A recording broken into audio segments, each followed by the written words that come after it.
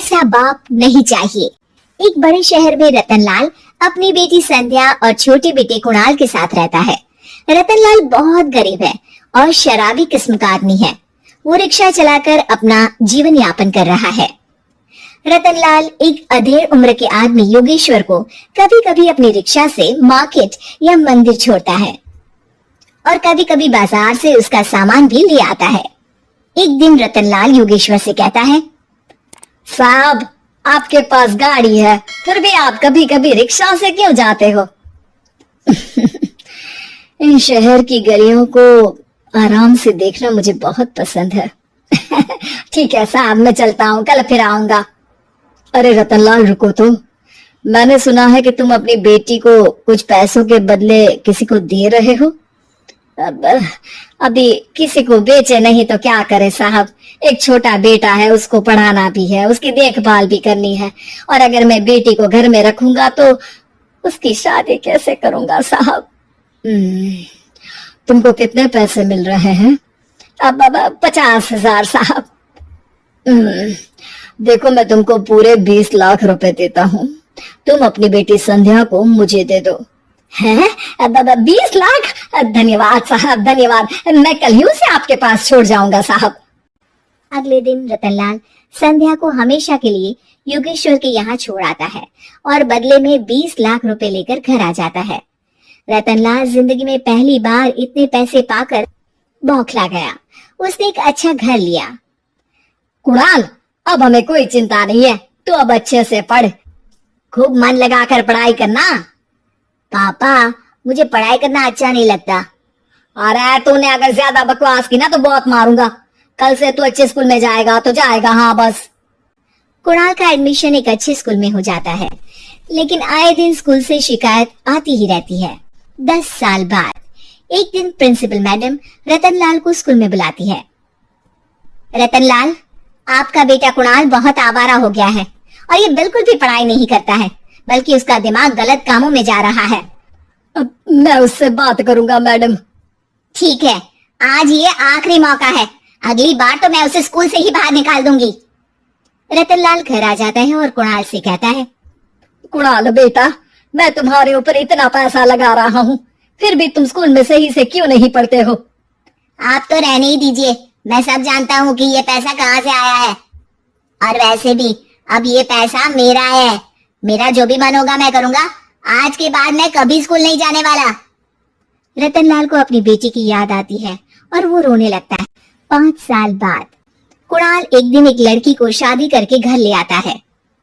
पिताजी, ये मेरी पत्नी है स्वीटी। तुमने शादी कर ली? हाँ, शादी कर ली मैंने, दिखाई नहीं दे रहा। और अब से आप फिर से कमाना शुरू कर दो, बहुत बैठ कर खा लिया। कुणाल, तुम इस बुड्ढे को घर में क्यों रख रहे हो? देखो ना, ये शराब पीता है, इसे घर से बाहर निकाल फेंको। अरे स्वीटी, ये मेरे पापा है, कैसे बाहर निकाल दूं? और वैसे भी घर में कोई तो चाहिए ना काम करने वाला, नौकर समझ कर रख लो।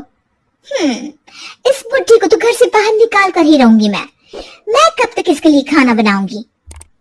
स्वीटी एक दिन घर के बाहर पार्क में अपनी दोस्तों के साथ बैठी होती है। तभी वो रतनलाल को बुलाती है।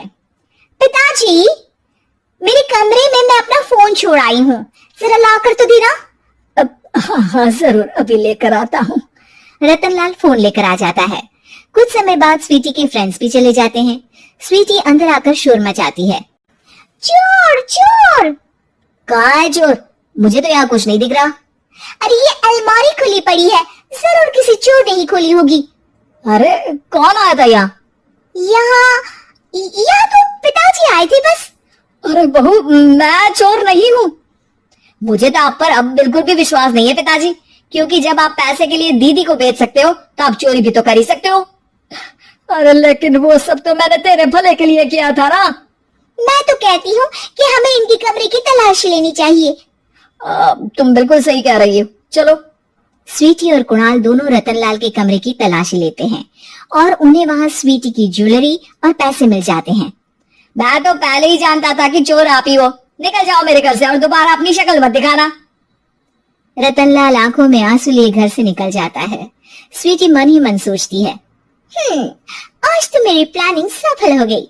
जैसा मैं चाहती थी ऐसा ही किया और बड़ी आसानी से उस बुड्ढी को चोरी का इल्जाम लगाकर घर से भगा दिया। रतनलाल की हालत अब ज्यादा खराब हो गई और वो सड़क पर बैठकर भीख मांगकर खाने लगा। एक दिन वहां एक गाड़ी आकर रुकी और सड़क पर बैठे सभी भिखारियों को अपने सेंटर ले गई। एनजीओ की मालिक संध्या एक एक करके सभी को सुविधा मुहैया कराती है। तभी उसकी नजर रतनलाल पर पड़ती है। पिताजी? संध्या तू? पिताजी, आपकी ये हालत कैसे हुई? ये सब मेरे बुरे कर्मों की सजा है जो मुझे मिल रही है। मुझे माफ कर दे बेटी।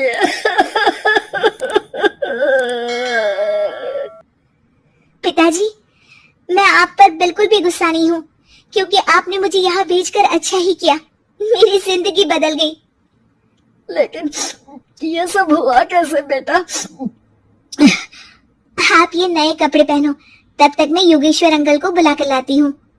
योगेश्वर अंकल? हाँ अंकल।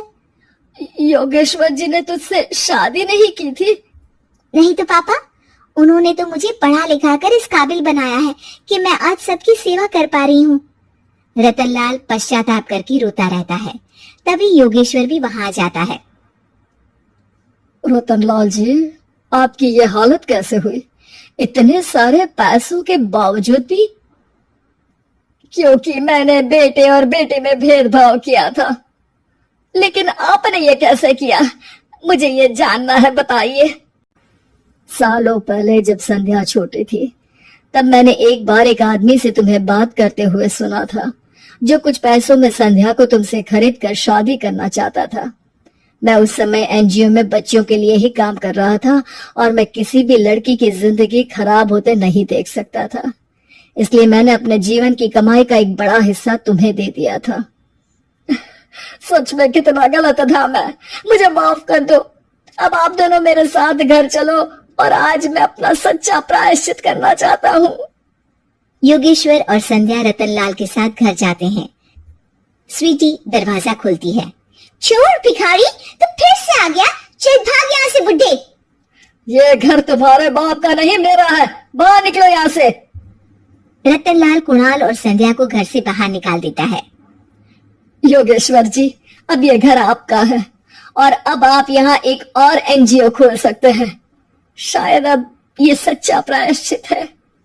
संध्या अपने पिता के गले लग जाती है।